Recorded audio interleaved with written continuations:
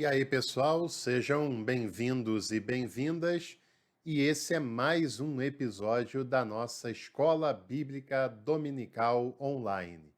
Você já acompanha o nosso canal e sabe que todos os domingos nós estreamos por aqui um vídeo com algum tema especificamente bíblico. E eu gostaria também de te convidar a acompanhar a nossa playlist da análise que nós fizemos sobre todos os livros da Bíblia.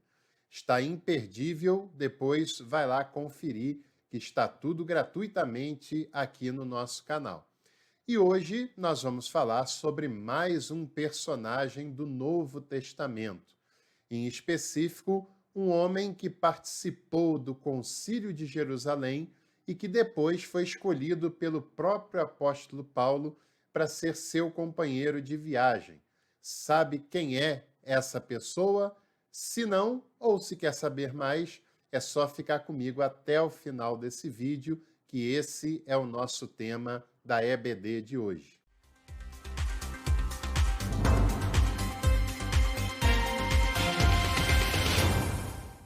Eu também queria aproveitar esse ensejo antes de entrarmos no tema do vídeo propriamente dito, para convidar você a participar também da minha lista de transmissão no WhatsApp. Lá nós temos conteúdos teológicos quase que diários e além de vários que a gente põe por aqui, nós também colocamos outras dicas de livros, outros conteúdos, frases teológicas, enquetes, enfim, tem um material bastante vasto que você pode abordar. É só você clicar ou na descrição desse vídeo, que tem o link, ou então acessar aqui pelo QR Code que está aparecendo na sua tela. Você será muito bem-vindo, muito bem-vinda lá também. Bom, hoje nós vamos falar sobre Silas, um importante personagem do Novo Testamento e que nem sempre nós costumamos falar sobre ele na frequência e com a importância que nós precisaríamos falar. Esse foi uma pessoa, um personagem bastante interessante, principalmente da transição entre a primeira para a segunda metade de Atos dos Apóstolos, e é um nome bastante legal da gente perceber a sua importância, a confiança que o apóstolo Paulo tinha nele e toda a relevância que ele acaba tendo para aquela primeira igreja primitiva, né? Silas provavelmente é uma abreviação do nome Silvano. Você já ouviu ali, já viu no Novo Testamento aparecer o nome Silvano, que é muito provavelmente o mesmo personagem. É como se Silas fosse uma abreviação do nome Silvano, mas é a mesma pessoa. A primeira vez que o Silas aparece no Novo Testamento está no livro de Atos dos Apóstolos, no capítulo 15, versículo 22.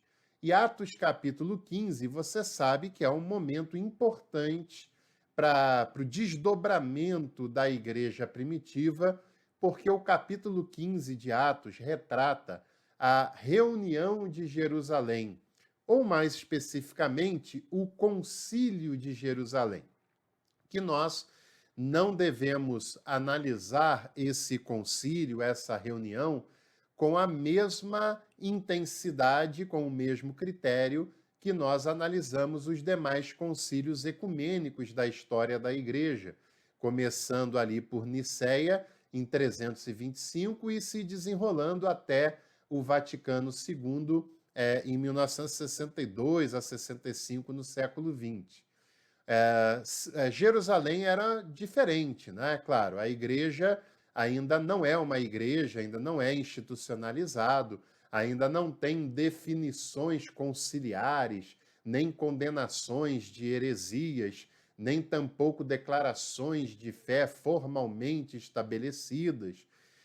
E também não há uma presença da universalidade desse cristianismo lá na reunião de Jerusalém. Era uma reunião muito menos formal, é uma reunião com o objetivo de tirar algumas dúvidas que as pessoas estão apresentando e os principais apóstolos, Tiago, Pedro e João, reúnem a Assembleia de Jerusalém para tratar de alguns assuntos específicos que vêm causando muitas dúvidas entre os novos convertidos ao cristianismo. Naquele momento, praticamente todo mundo é novo convertido, porque o cristianismo tem pouquíssimos anos, né? E grande parte desse grupo de cristãos, naquele momento, eram pessoas que vinham do judaísmo, eram pessoas judias de nascimento, de conversão, mas de origem judaica.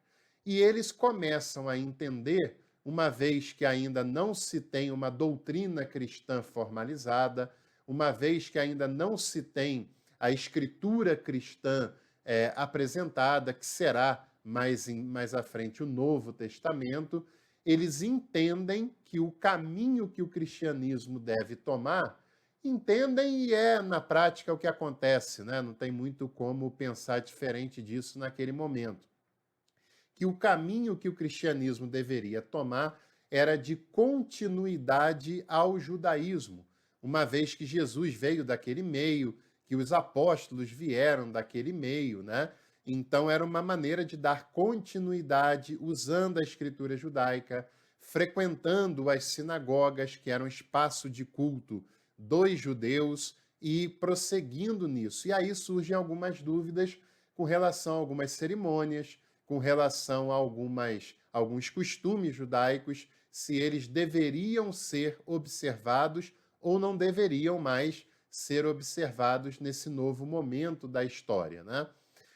O concílio toma algumas decisões importantes e o Silas é um dos enviados para levar para Antioquia, no caso dele específico, as principais resoluções do chamado Concílio de Jerusalém.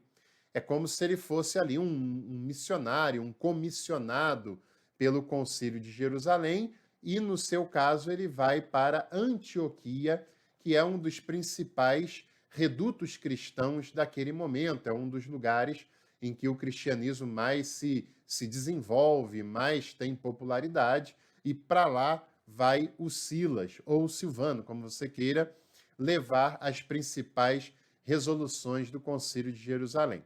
Então, a primeira aparição do Silas está em Atos, capítulo 15, versículo 22, que diz o seguinte: os apóstolos e anciãos, com toda a igreja, decidiram enviar a Antioquia, com Paulo e Barnabé, homens escolhidos dentre eles, e escolheram Judas, chamado Barsabás, e Silas, líderes entre os irmãos.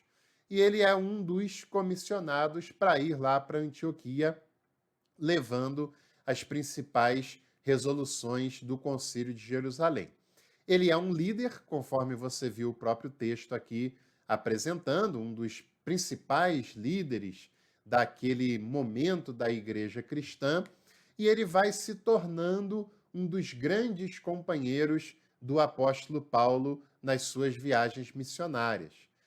Aqui nós temos uma outra passagem, logo na sequência, de Atos capítulo 15, versículo 36 ao 40, que diz: algum tempo depois, Paulo disse a Barnabé: voltemos a visitar os irmãos em cada uma das cidades onde anunciamos a palavra do Senhor, para ver como estão.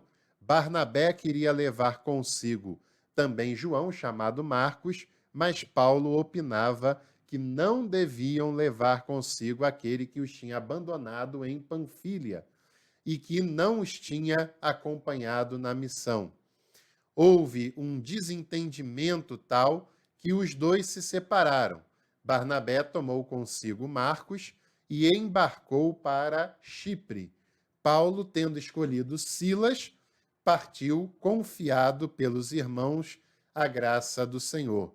Ele atravessou a Síria e a Sicília, encorajando as igrejas. Então, essa é uma passagem interessante, né, do ministério do apóstolo Paulo, porque você já viu aqui no nosso vídeo sobre Atos dos Apóstolos que a primeira viagem, a primeira expedição missionária que Paulo faz, ele vai acompanhado do Barnabé. E nessa viagem também os acompanha João Marcos, que era aparentado lá do Barnabé.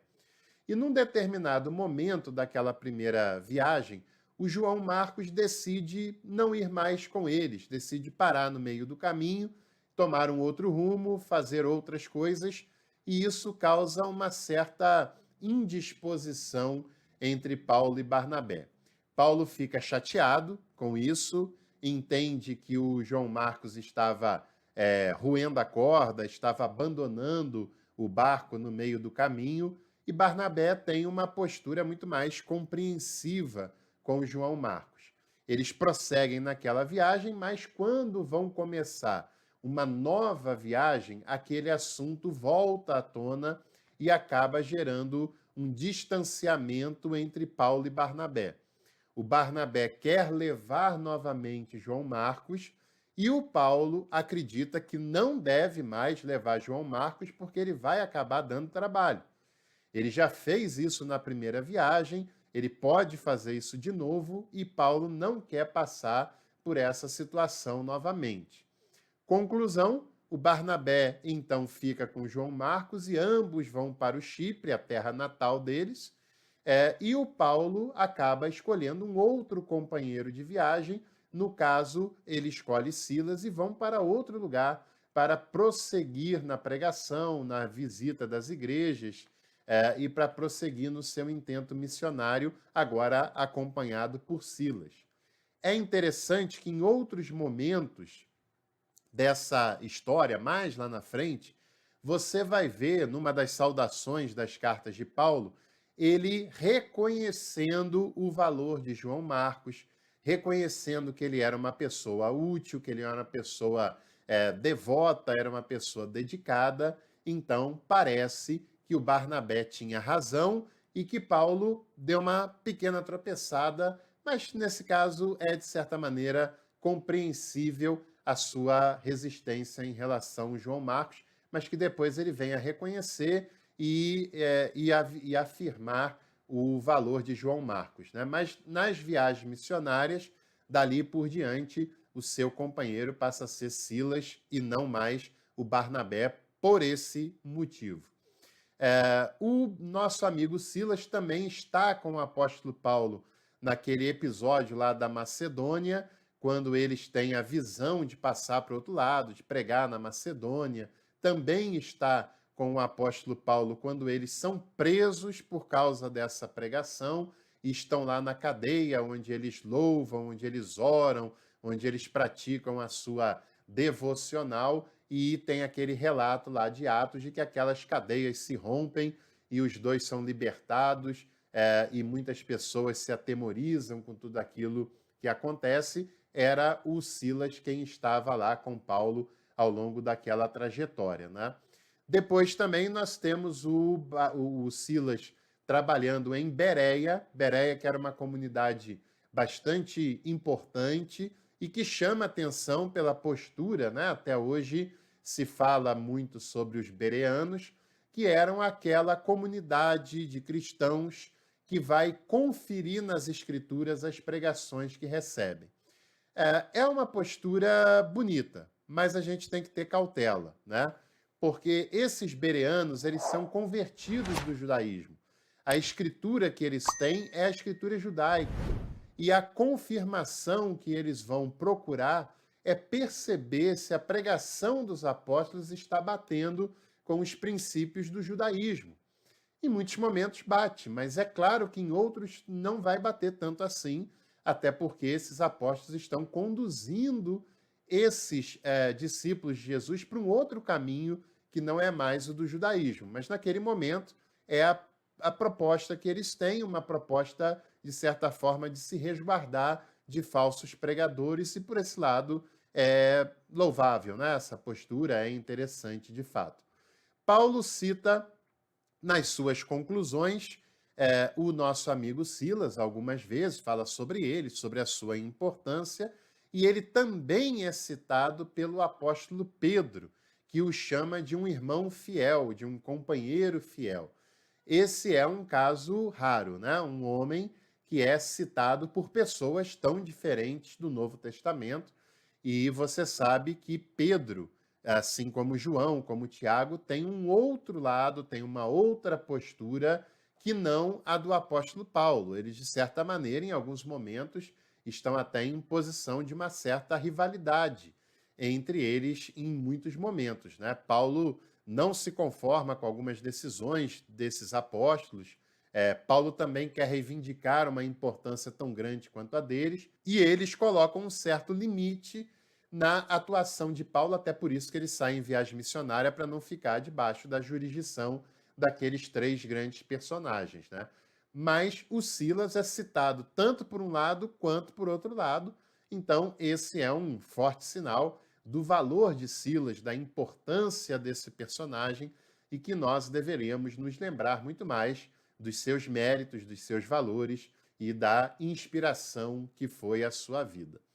Esse é mais um episódio da EBD Online, mais um episódio dos personagens do Novo Testamento. Se você gostou, não se esqueça de deixar aqui a sua curtida e também aproveite para compartilhar esse conteúdo nos seus contatos. Também não se esqueça de visitar aqui a descrição do vídeo, tem links da nossa conta no Spotify, dos nossos cursos, das nossas redes sociais e também da nossa lista de transmissão no WhatsApp.